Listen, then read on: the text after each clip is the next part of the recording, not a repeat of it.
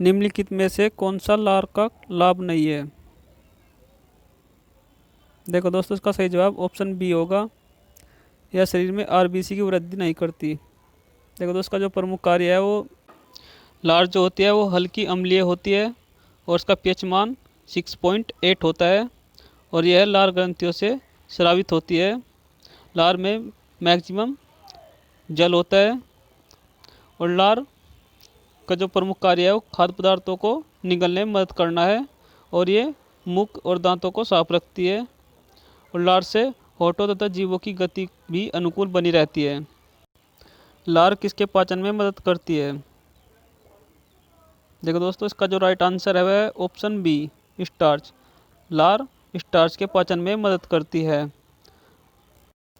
लार में एक एंजाइम होता है माइलेज, जो स्टार्च को तोड़कर माल्टोज में बदलता है।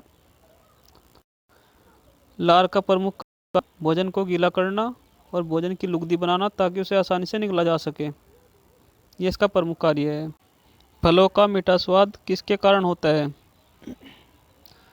फलों का मीठा स्वाद देखो दोस्तों फ्रुक्टोज के कारण होता है, तो इसका राइट आंसर ऑप्शन बी हो जाएगा।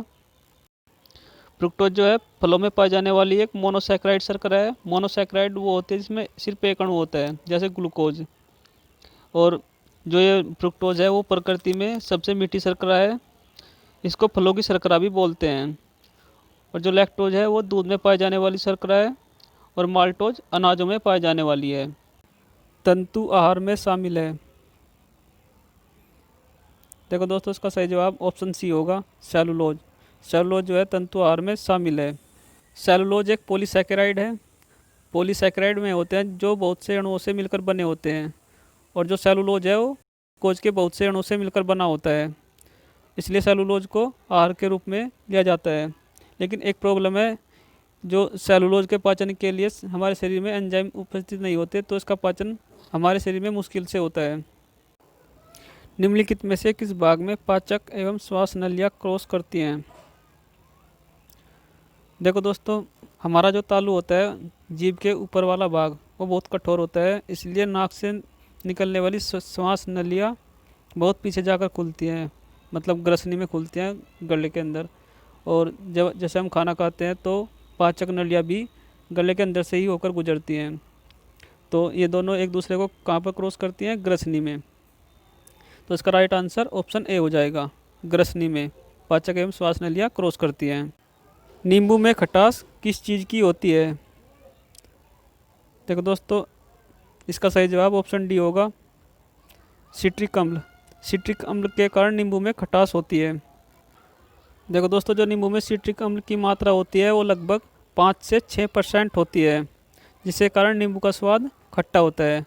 और जो नींबू का पीएच मान होता है वो 2 से 3 के बीच होता है और इसमें विटामिन सी की मात्रा अधिक होती है। निम्नलिखित में से किसको आरबीसी का कब्रिस्तान कहा जाता है?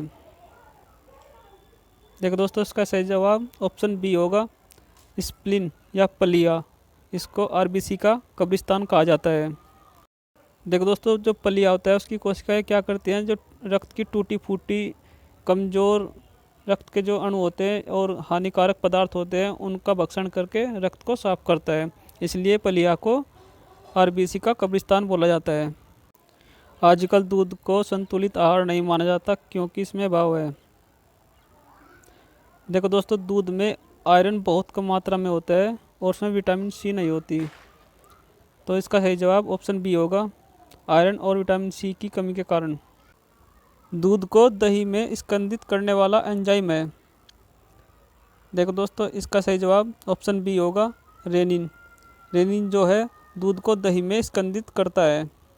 एक पॉइंट और नोट कर लो, जब हम दूध पीते हैं तो उसका पाचन इसी एंजाइम रेनिन एंजाइम के कारण होता है और हमारे शरीर में ये रेनिन एंजाइम जठर रस से प्राप्त होता है। किससे प्राप्त होता है? जठर रस से। और ये किसका पाचन करता है? दूध का। खट्टे दूध में होता है। देखो दोस्तों, इसका राइट आंसर ऑप्शन डी होगा, लैक्टिक एसिड। और जब दूध से दही बनाई जाती है तो इसी एसिड के कारण, लैक्टिक एसिड के कारण दही का स्वाद खट्टा होता है। तो दही में भी कौन सा एसिड पाया जाता है? Lactic acid. किसकी उपस्थिति के कारण गाय के दूध का रंग पीला होता है? देखो दोस्तों, इसका सही जवाब ऑप्शन डी होगा। कैरोटीन की उपस्थिति के कारण गाय के दूध का रंग पीला होता है। और दूध में, और मैं आपको एक दो पॉइंट और बता देता हूँ। दूध में कैसीन नाम की प्रोटीन पाई जाती है और लैक्टोज नाम का शर्करा। निम्नलिखित में से सबसे मीठी शर्करा कौन सी है? देखो दोस्तों, फ्रुक्टोज जो है सबसे मीठी शर्करा है, तो इसका सही आंसर ऑप्शन डी हो जाएगा।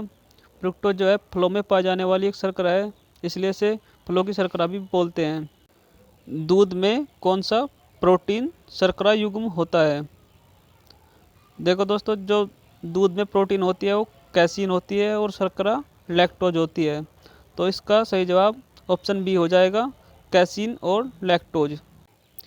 अन्न एक समृद्ध स्रोत है। देखो दोस्तों, इसका जो राइट आंसर है वो है ऑप्शन डी। अन्न जो है माल्टोज का समृद्ध स्रोत है, क्योंकि अन्न में माल्टोज शर्करा पाई जाती है। निम्नलिखित में से किसका संश्लेषण यकृत द्वारा किया जाता है? देखो दोस्तों, इसका जो राइट आंसर है वो है ऑप्शन ए। विटामिन ए का संश्लेषण यकृत द्वारा किया जाता है। लीवर जो है विटामिन ए का संश्लेषण करता है और उसे कुछ समय के लिए संचित भी कर लेता है। एमिनो अम्लों का संश्लेषण किसके द्वारा होता है? देखो दोस्तों, जिसका जो राइट आंसर है वो है ऑप्शन बी, प्रोटीन। एमिनो अम्लों का संश्लेषण प्रोटीन के द्वारा होता है। एमिनो अम्ल क्या होते हैं? टूटकर प्रोटीन में बदल जाते हैं। इस प्रकार एमिनो अम्लों का संश्लेषण होता है। सब्जियां जल्दी ख़राब हो जाती हैं क्योंकि उनमें अधिक मात्रा होती है। किसकी अधिकता के कारण सब्जियां जल्दी ख़राब हो जाती हैं?